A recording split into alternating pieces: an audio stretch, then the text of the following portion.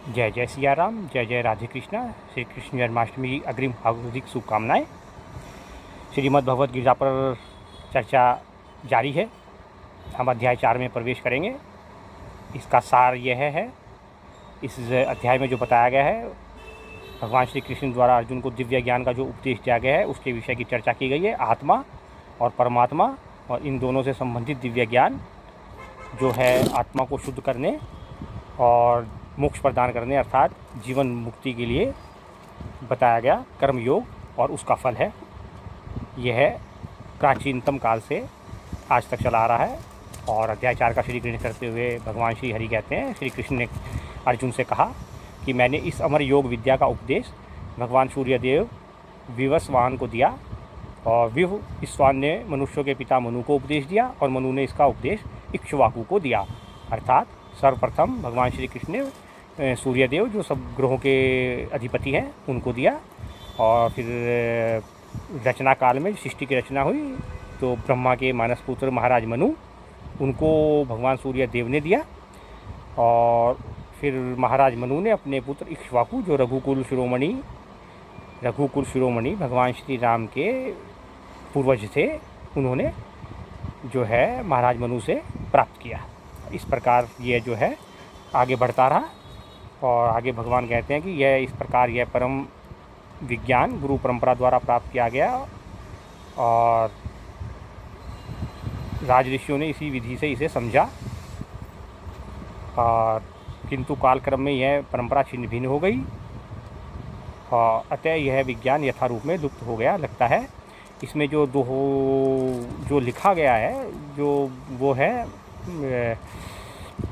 संस्कृत में जो श्लोक लिखा गया है वो है एवं परंपरा प्राप्तम इमं राज ऋषिय विदु कालेन यह महत्ता योग है योग विद्या नष्ट है परंतप, ऐसा लिखा गया है। अब इसके अपने अपने भावार्थ श्रीमद् भगवद गीता के टीकाकारों ने लगाए हैं।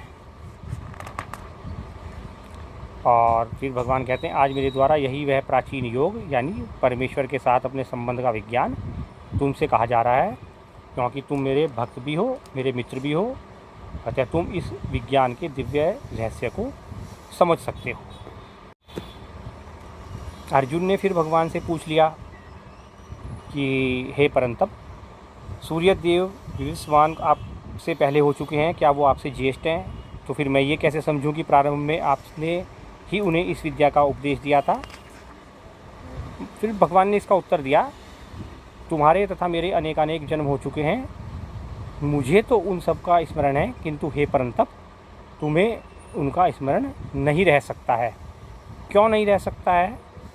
क्योंकि कृष्ण भगवान वेदों में जो कहा गया है कि अद्वैत होते हुए भी भगवान असंख्य रूपों में प्रकट हो सकते हैं, इसलिए वो परमात्मा है, उन्हें भूत भविष्य वर्तमान तीनों का ज्ञान रह सकता है।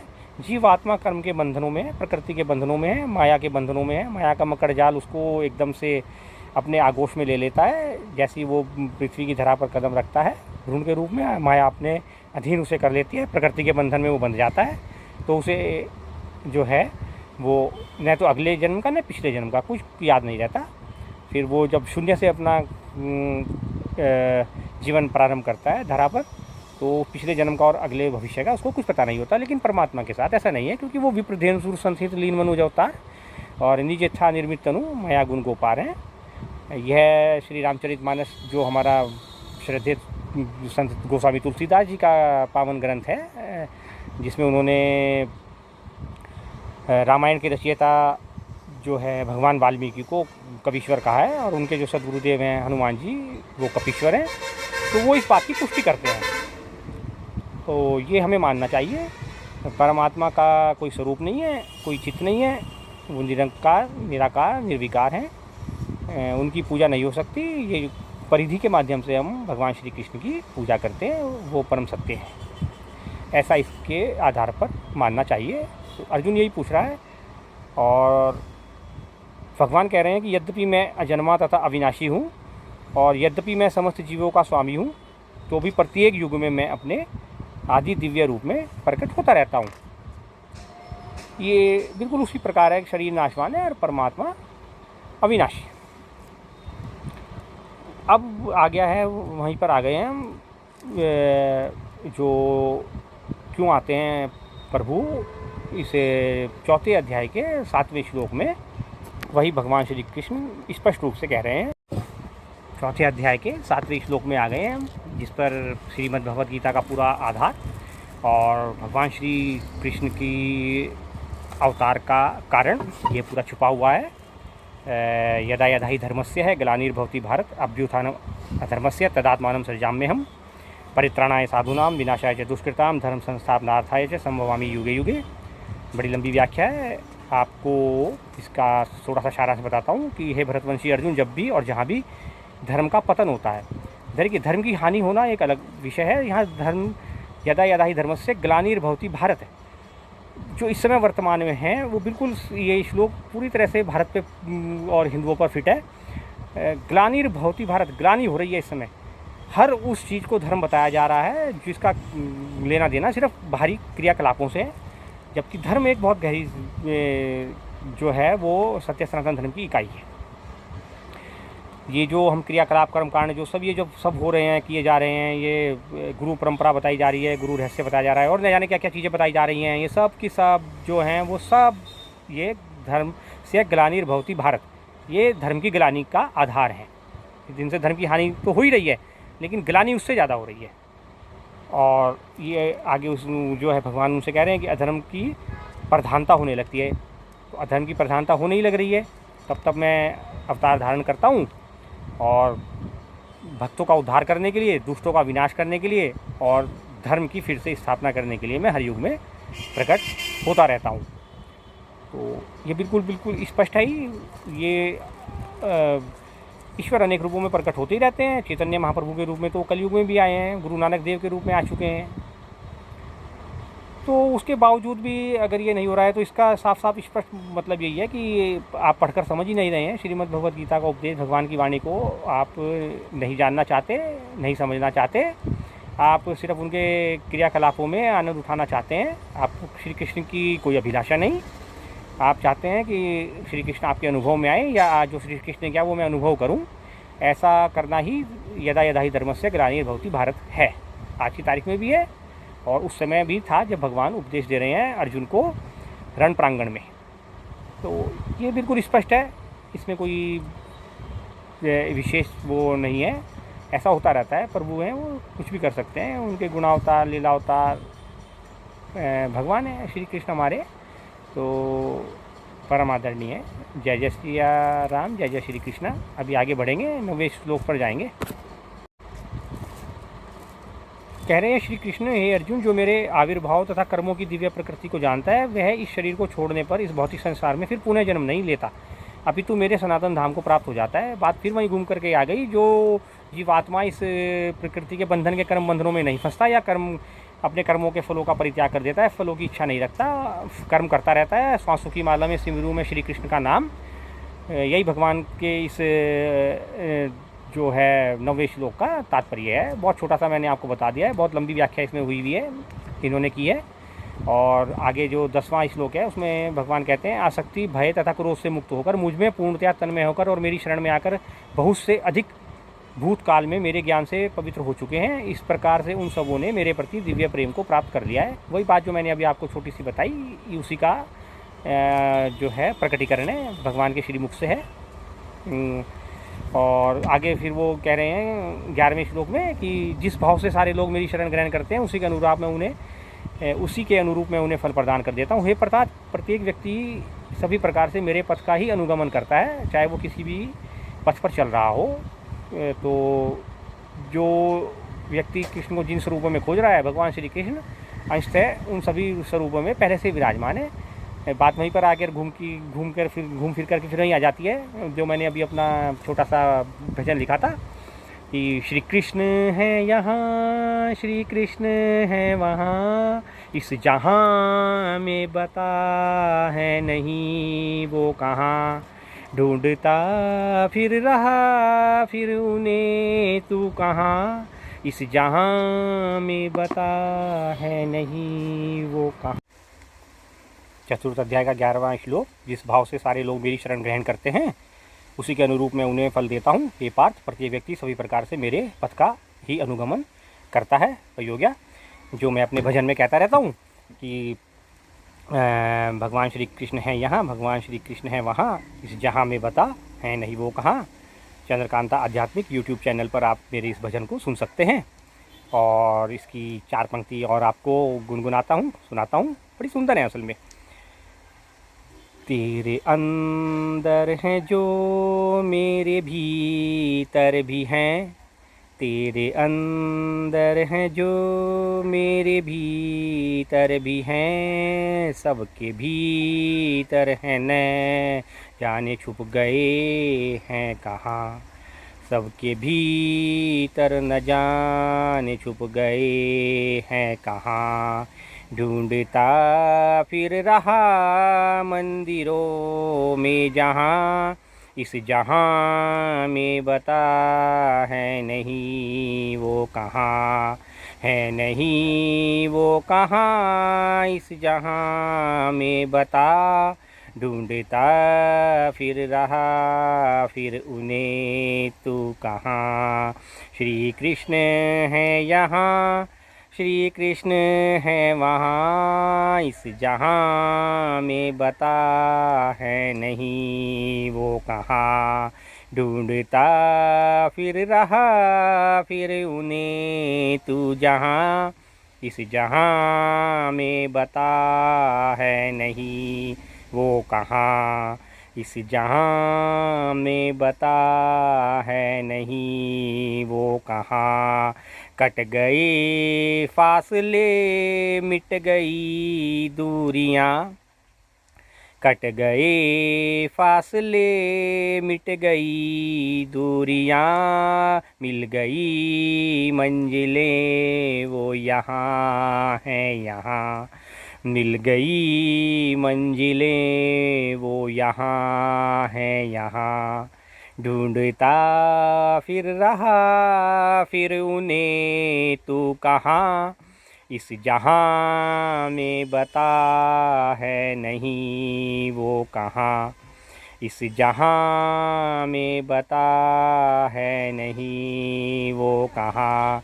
ढूंढता फिर रहा मंदिरों में जहाँ, इस जहाँ में बता है नहीं।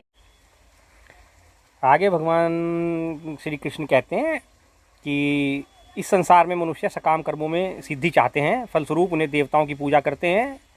निसंदेह इस संसार में मनुष्यों को सकाम कर्म का फल थोड़ा शीघ्र प्राप्त होता है। इस जगत में देवताओं के विषय में भ्रांत धारणा है कि वो सबसे बड़ी भ्रांति जो फैलाई गई है वो ये है कि मनुष्य इन देवताओं को भी परमेश्वर का विभिन्न रूप मान बैठते हैं, जबकि ये देवता ईश्वर के विभिन्न रूप नहीं होते, अपितु वे ईश्वर के विभिन्न अंश होते हैं।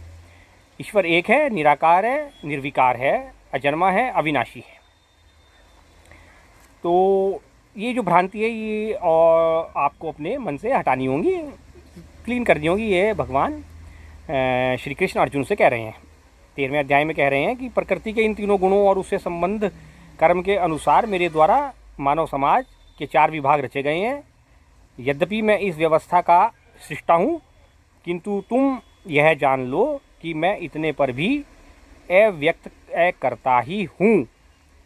अव्यक्त अवकर्ता का मतलब है मैं फिर भी करते हुए भी कुछ नहीं करता, या मैं कर्मों के बंधन में लिप्त नहीं होता, या कर्म मेरे द्वारा करते हुए दिखाई देते हैं किंतु मैं उनमें हूँ ही नहीं। ये इसका सारांश है। मुझ पर किसी भी कर्म का प्रभाव नहीं पड़ता। भगवान स्वामी कह रहे हैं, 14वां श्लोक है जो मैंने अभी आपको व्याख्या की है, 14 श्लोक की उसका स्पष्टीकरण है। मुझ पर किसी कार्य का प्रभाव नहीं पड़ता, न ही मैं कर्म फल की कामना करता हूँ और न ही कर्म फल मुझे बांधते हैं। वो मेरे बंधन में है, मैं उनके बंधन में नहीं हूँ। जो मेरे संबंध में इस सत्य को जानता है वह भी कर्मों के फल के पाश में नहीं बंधता, कर्म फल उसे भी नहीं बांधते। देख लीजिए, स्पष्ट हो गई है। जो मैंने कहा है, जो मैंने पढ़कर समझा है, वो बात बिल्कुल पूरी तरह से यहाँ पर भगवान श्री कृष्ण की वाणी ने स्पष्ट कर दी है। आगे बढ़ते हैं। प्राचीन काल में समस्त मुक्त आत्माओं ने मेरी दिव्य प्रकृति को जान करके ही कर्म किया, अतः तुम्हें चाहिए कि तुम उनके पद चिन्हों का अनुसरण करते हुए अपने कर्तव्य का पालन करो। कर्तव्य का पालन करने के लिए बार बार भगवान श्री कृष्ण अर्जुन से कह रहे हैं, अर्थात उठो, युद्ध करो। इन्हें मैं अपने संकल्प में जो तुम्हारे सामने खड़े हैं पहले मार चुका हूँ, अब सिर्फ फॉर्मेलिटी बाकी है। ये भगवान श्री कृष्ण का स्पष्ट आदेश अर्जुन को है। अभी चौथा अध्याय चल रहा है, अभी 14 और बाकी बचे हुए हैं, अनेक प्रश्न बाकी बचे हुए हैं। उन सबकी धीरे धीरे हम आपके साथ व्याख्या करके शेयर करेंगे। ये श्रीमद् भगवद गीता जो मेरे हाथों में है, पवित्र हाथों में पवित्र भगवद गीता, इसकी जो व्याख्या इसमें की गई है उसे मैंने अपने शब्दों में ढाल दिया है। शब्द रूप मेरे अपने हैं, व्याख्या जो इसमें लिखी हुई है वेदांताचार्यों ने, वही मैं आपको पढ़कर बता रहा हूँ। फिर भगवान कह रहे हैं अर्जुन से कि कर्म क्या है, अकर्म क्या है, इसे निश्चित करने में बुद्धिमान व्यक्ति भी मोहग्रस्त हो जाते हैं। प्रकृति का बंधन ऐसा है कि वो माया महाठगनी है, वो उसको पकड़ ही लेती है। अतएव मैं तुमको बताऊंगा कि कर्म क्या है, जिसे जानकर तुम सारे अशुभ संकेतों से या अशुभ कर्मों से या अशुभ कार्यों से फिर मुक्त हो जाओगे। यह इस 16वें श्लोक का सारांश है, भावार्थ है। कर्म की बारीकियों को समझना बड़ा ही कठिन है, अत्यंत कठिन है। मैंने कल भी कहा था, मैं आज फिर कह रहा हूँ, और ये भगवान श्री कृष्ण की वाणी से इस श्लोक में स्पष्ट है। अतः मनुष्य को चाहिए कि वह ठीक से जाने कि कर्म क्या है, विकर्म क्या है और अकर्म क्या है।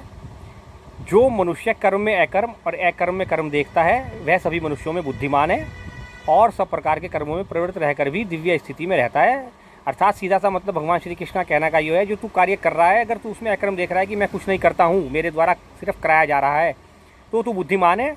अन्यथा तू फिर में थोड़ी कम बुद्धि वाला है। ये बुद्धि है लेकिन कम बुद्धि वाला है। और अगर सब प्रकार के कर्मों करते हुए भी तू उनमें लिप्त नहीं है और ऐसा जानता है कि मेरे द्वारा सिर्फ कराए जा रहे हैं, ये प्रकृति के द्वारा स्वतः चल रहे हैं, इनमें के इन कर्मों के बंधन में लिप्त नहीं होना है, इनके फल की प्राप्ति में भी लिप्त नहीं होना है, उसमें मोहग्रस्त भी नहीं होना है, तो फिर उसके विषय में भगवान सीधे सीधे कह रहे हैं कि वो सब प्रकार से बुद्धिमान है। और अकर्म का अर्थ है वो भी बता रहे हैं, कर्म फल के बिना वो अकर्म है, ये सीधा सीधा बता रहे हैं। और अगले 19वें श्लोक में भगवान और स्पष्टीकरण कर देंगे कि जिस व्यक्ति का प्रत्येक प्रयास, प्रत्येक कर्म इंद्रिय तृप्ति की कामना से रहित होता है, उसे पूर्ण ज्ञानी समझा जाता है। उसे ही साधु पुरुष ऐसा कर्ता कहते हैं, जिसे पूर्ण ज्ञान की अग्नि से कर्म फलों को भस्मसात कर दिया है। तमाम इंद्रियों का उपभोग करते हुए भी उनमें लिप्त न होने वाले को के विषय में भगवान श्री कृष्ण ने यहाँ पर अर्जुन को उपदेश दिया है।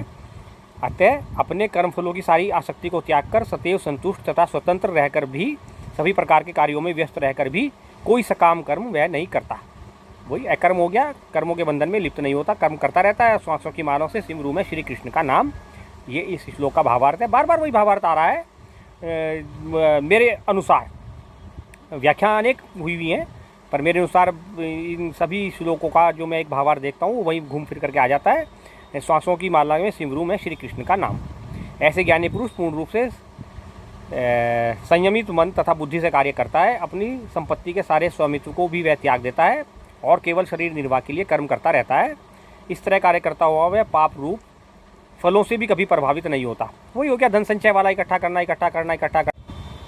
भगवान कहते हैं अपने कर्म फलों की सारी आसक्ति को त्याग कर सदैव संतुष्ट तथा स्वतंत्र रहकर भी वह सभी प्रकार के कार्यों में व्यस्त रहकर भी कोई सकाम कर्म नहीं करता। ऐसे ज्ञानी पुरुष पूर्ण रूप से संयमित मन तथा बुद्धि से कार्य करता है, अपनी संपत्ति के सारे स्वामित्व को त्याग देता है और केवल शरीर निर्वाह के लिए कर्म करता है। इस तरह कार्य करता हुआ वह पाप रूपी फलों से प्रभावित नहीं होता है। जो स्वतः होने वाले लाभ से संतुष्ट रहता है, जो द्वंद्व से मुक्त है और ईर्ष्या नहीं करता, जो सफलता तथा असफलता दोनों में स्थिर रहता है, वह कर्म करता हुआ भी कभी कर्म के बंधन में नहीं बनता। जो पुरुष प्रकृति के गुणों के प्रति अनासक्त है और जो दिव्य ज्ञान में पूर्णतया स्थित है, उसके सारे कर्म ब्रह्म में लीन स्वतः हो जाते हैं। जो व्यक्ति कृष्ण भावना अमृत में पूर्णतया लीन रहता है, उसे अपने आध्यात्मिक कर्मों के योगदान के कारण अवश्य ही भगवत धाम की प्राप्ति होती है, क्योंकि उसमें हवन आध्यात्मिक होता है और हवि की भी आध्यात्मिकता ही होती है। वही जो अंदर के हो गए, मन को निर्मल मंजन सो मोहि पावा, वही इस श्लोक का सीधा भावार्थ है। कुछ योगी विभिन्न प्रकार के यज्ञों द्वारा देवताओं की भली भांति पूजा करते हैं और कुछ परब्रह्म रूपी अग्नि में भी आहुतियाँ डालते हैं। इनमें कुछ विशुद्ध ब्रह्मचारी श्रवण आदि क्रियाओं तथा इंद्रियों को मन की नियंत्रण रूपी अग्नि में स्वाह कर देते हैं, तो दूसरे लोग इंद्रिय विषयों को इंद्रियों की अग्नि में सुहा कर देते हैं। लंबी प्रक्रिया है। दूसरे जो मन तथा इंद्रियों को वश में करके आत्म साक्षात्कार करना चाहते हैं, संपूर्ण इंद्रियों तथा प्राणवायु के कार्यों को संयमित मन रूपी अग्नि में आहुति कर देते हैं। कठोर व्रत अंगीकार करके कुछ लोग अपनी संपत्ति का त्याग करके, कुछ कठिन तपस्या द्वारा, कुछ अष्टांग योग पद्धति के अभ्यास से, कुछ दिव्य ज्ञान में उन्नति करने के लिए वेदों के अध्ययन से प्रबुद्ध बन जाते हैं, बनते भी हैं। अन्य लोग भी हैं जो समाधि में रहने के लिए श्वास को रोके रहते हैं, प्राणायाम करते हैं। वे भी अपान में प्राण को और प्राण में अपान को रोकने का अभ्यास करते रहते हैं और अंत में प्राण अपान को रोककर समाधि में रहते हैं। अन्य योगी कम भोजन करके प्राण में ही आहुति देने का प्रयास करते हैं। श्वास को रोकने की योग विधि को प्राणायाम कहलाती है। प्रारंभ में बहुत हुआ करता था हठ योग वगैरह का, इस तरह का। कलयुग में तो कलयुग केवल नाम आधारा सुमिर नर उतर ही पा रहा, इसी को आपको ध्यान में रखना चाहिए। और आगे बढ़ते हैं। फिर कहते हैं श्री कृष्ण भगवान कहते हैं कि वे सभी यज्ञ करने वाले यज्ञों का अर्थ जानने के कारण पाप कर्मों से मुक्त तो हो जाते हैं और यज्ञों के फल रूपी अमृत को छककर परम दिव्य आकाश की ओर बढ़ने लगते हैं और फिर स्वर्गलोक को चले जाते हैं। हे कुरुक्षेत्र, जब यज्ञ के बिना मनुष्य इस लोक में या इस जीवन में ही सुखपूर्वक नहीं रह सकता तो फिर अगले जन्म में कैसे रह सकेगा। देखिए फिर वहीं आ गया बात, फिर घूम फिर करके वहीं आ गई वो अगले जन्म पर। अगले जन्म से क्या मतलब, अगले जन्म का क्या लेना देना। अभी इस जन्म में अपने कार्यों से निवृत्त होकर श्वासों की माला में श्री कृष्ण का नाम नहीं जप सकता तो अगले जन्म का तो बात ही बहुत दूर की बात है, उसे छोड़ दीजिए। जो ये विभिन्न प्रकार के यज्ञ वेद सम्मत हैं और ये सभी विभिन्न प्रकार के कर्मों से उत्पन्न हैं, इन्हें इस रूप में जानने पर तुम मुक्त हो जाओगे। वही है कि अगर मेरे में मन को अडिग कर दोगे तो मुक्त हो जाओगे। हे परम तप, द्रव्य यज्ञ से ज्ञान यज्ञ श्रेष्ठ है। हे पार्थ, अंत तो गत्वा सारे कर्म यज्ञों का अवसान दिव्य ज्ञान में होता है और दिव्य ज्ञान वह यही है कि श्री कृष्ण ही परम सत्य हैं और परम सत्य ही श्री कृष्ण हैं। श्री कृष्ण है यहाँ, श्री कृष्ण है वहाँ, इस जहाँ में बता है नहीं वो कहाँ। ये इस पूरे दिव्य ज्ञान का जो दिव्य संदेश है वो मैंने आपको ये 3 पंक्तियों में बता दिया है। इसका सुंदर भजन मैंने लिखा है, यूट्यूब पे अपलोड है, आप जाकर सुने आराम से। और फिर से वही लिख दिया है, देखिएगा। तुम गुरु के पास जाकर सत्य को जानने का प्रयास करो, उनसे विनीत होकर जिज्ञासा करो और उनकी सेवा करो। स्वरूप सिद्ध व्यक्ति तुम्हें ज्ञान प्रदान कर सकते हैं क्योंकि उन्होंने सत्य का दर्शन कर लिया है। अब सत्य का दर्शन करना तो बड़ा कठिन काम है। सत्य और परम सत्य है, सत्य वही है, सत्य का दर्शन वही है। 24/7/365 सत्य का दर्शन है अगर आप कर रहे हैं। ऐसा होना असंभव है, मेरे साथ भी नहीं है, मैं तो कर ही नहीं सकता भैया। अभी उपदेश मैं यहाँ से पढ़कर आपको सुना रहा हूँ, पर प्रैक्टिकल में आप मुझे जीरो मानिए आप मुझे प्रैक्टिकल सीधे। सच्चाई यही है, सत्य को बोलना बहुत ज़रूरी है। श्री कृष्ण इस बात से बड़े प्रसन्न होते हैं, व्यक्ति अगर सत्य को सत्य के रूप में स्वीकार कर ले तो वही सत्य है, बस वही कृष्ण है, तुरंत सत्य स्वीकार कर लीजिए। यही वो उसको कह रहे हैं अर्जुन को, यही वो इस पूरी सृष्टि को कह रहे हैं। गीता का जो ज्ञान है वो यही कहता है कि अगर आप झूठ भी बोल रहे हैं, हाँ मैं झूठ बोलता हूँ, तो यह सबसे बड़ा सत्य है। आपने स्वीकार कर लिया, हाँ मैं झूठ बोलता हूँ, तो ये सबसे बड़ा सत्य है। ये वो अर्जुन को बता रहे हैं। इस दिव्य ज्ञान का पूरा सार ये है, ये तय है बिल्कुल, ये मान लीजिए आप। और पूरी दुनिया में यही हो रहा है। कम से कम सनातन सत्य संस्कृति में तमाम जितने भी बड़े बड़े स्टेज पर आप जो पैसा देकर सुन रहे हैं वो सब यही कर्म कर रहे हैं। वो ये स्वीकार ही नहीं कर रहे हैं कि हाँ मैं झूठ बोलता हूँ। जिस दिन उन्होंने ये स्वीकार कर लिया हाँ मैं झूठ बोलता हूँ, ये सबसे बड़ा सत्य है उनका। आगे भगवान श्री कृष्ण कह रहे हैं कि स्वरूप सिद्ध व्यक्ति से वास्तविक ज्ञान प्राप्त कर चुकने पर तुम पुनः कभी ऐसे मोह को प्राप्त नहीं होगे, क्योंकि इस ज्ञान के द्वारा तुम देख सकोगे कि सभी जीव परमात्मा के अंशरूप हैं, अर्थात वे सब मेरे हैं। वही बात आ गई। देखिए ये श्लोक भी वही कह रहा है जो मैंने भजन लिखा है छोटा सा, श्री कृष्ण है जहाँ श्री कृष्ण है वहाँ, इस जहाँ में बता है नहीं वो कहाँ। यदि तुम्हें समस्त पापियों में भी सर्वाधिक पापी समझा जाए तो भी तुम दिव्य ज्ञान रूपी नाव में स्थित होकर दुख सागर को पार करने में समर्थ हो गए। ये 36वां श्लोक है श्रीमद् भगवद गीता का। इसका अभिप्राय भी वही है जो मैंने अभी भजन की लाइनें कही हैं। जैसे प्रज्वलित अग्नि ईंधन को भस्म कर देती है, उसी तरह हे अर्जुन ज्ञान रूपी अग्नि भौतिक कर्मों के समस्त फलों को जला डालती है। इसका भी भावार्थ वही है जो 3 लाइनें लिखी हुई हैं। इस संसार में दिव्य ज्ञान के समान कुछ भी उदात्त तथा शुद्ध नहीं है। ऐसा ज्ञान समस्त योग का परिपक्व फल है। जो व्यक्ति भक्ति में सिद्ध हो जाता है वह यथा समय अपने अंतर में इस ज्ञान का आस्वादन करता रहता है। देखिएगा 38 श्लोक पे पहुंच गए हैं और भावार्थ वही है, 2 लाइनें। आगे देखिए भगवान कहते हैं, जो श्रद्धालु दिव्य ज्ञान में समर्पित है और जिसने इंद्रियों को वश में कर लिया है, वह इस ज्ञान को प्राप्त करने का अधिकारी है और इसे प्राप्त करते ही वह तुरंत आध्यात्मिक शांति को प्राप्त हो जाता है। मतलब वही जो अगली लाइनें हैं कि जो ईश्वर है ना, ढूंढता फिर रहा फिर तू कहाँ, और इस जहाँ में बता मैं हूँ नहीं कहाँ। ये भी वापस उसी भाव पर आ गए हम। देख लीजिए अब कितनी सुंदर लाइनें हैं। आगे चलते हैं।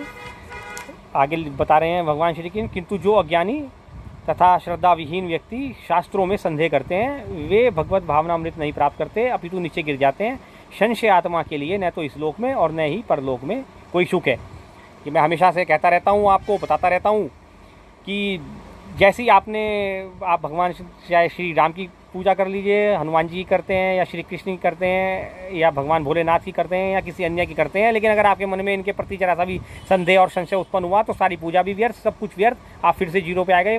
तो ये माया महाठगनी है, प्रकृति का बंधन इतना कठोर है और इतना ताकतवर है कि वो उससे आपको अपनी ओर खींच ही लेता है।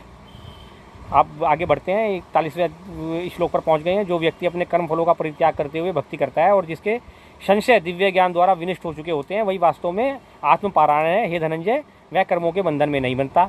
वही वाली बात आ गई जिसका मैं अभ्यास कर रहा हूँ। बस ये वाली बात, ये अभ्यास से आप अभ्यास अगर आप निरंतर करते रहेंगे तो एक ना एक दिन आपके उसमें ये आई जाएगी, स्वतः आ जाएगी। ये भगवान श्री कृष्ण के इस दिव्य श्लोक का भावार्थ है। आगे भगवान श्री कृष्ण फिर कह रहे हैं, कि अतएव तुम्हारे हृदय में अज्ञान के कारण जो संशय उठे हैं उन्हें अज्ञान रूपी शस्त्र से काट डालो। हे भारत, तुम योग से समन्वित होकर खड़े हो और युद्ध करो। यहाँ योग का तात्पर्य वही है कि अपने मन में जो संशय और वो हैं उन सबको मेरे समर्पित करके उस मन को वहाँ से बिल्कुल साफ और स्वच्छ कर दो, और उसके बाद जो कुछ करना होगा वो मैं करूँगा। और अपने इस कर्तव्य पालन का जो है, उठो, युद्ध करो। और वही जो मैं कहता हूँ कि भैया कर्तव्य पालन, और मैं आगे कहता हूँ फिर वो जो मैंने भजन की जो अगली चंद पंक्तियाँ लिखी हुई हैं कि जल का स्वाद भी है जिसको तू ही पिए, जल का स्वाद है वो जिसको तू ही पिए, है ताप अग्नि का जो तू सहे, है ताप अग्नि का जो तू सहे, ढूंढता फिर रहा फिर उन्हें तू कहाँ, इस जहाँ में बता है नहीं वो कहाँ, इस जहाँ में बता है नहीं वो कहाँ, ढूंढता फिर रहा फिर उन्हें तू कहाँ। श्वास संचार वायु का प्राणों में है, आत्म उत्कर्ष प्राणों का वो ही तो है, ढूंढता फिर रहा फिर उन्हें तू कहाँ, इस जहाँ में बता है नहीं वो कहाँ। श्वास संचार वायु का प्राणों में है, प्राण उत्कर्ष वायु का श्वासों में है, श्वास मिलती उन्हीं से हमको यहाँ, इस जहाँ में बता है नहीं वो कहाँ।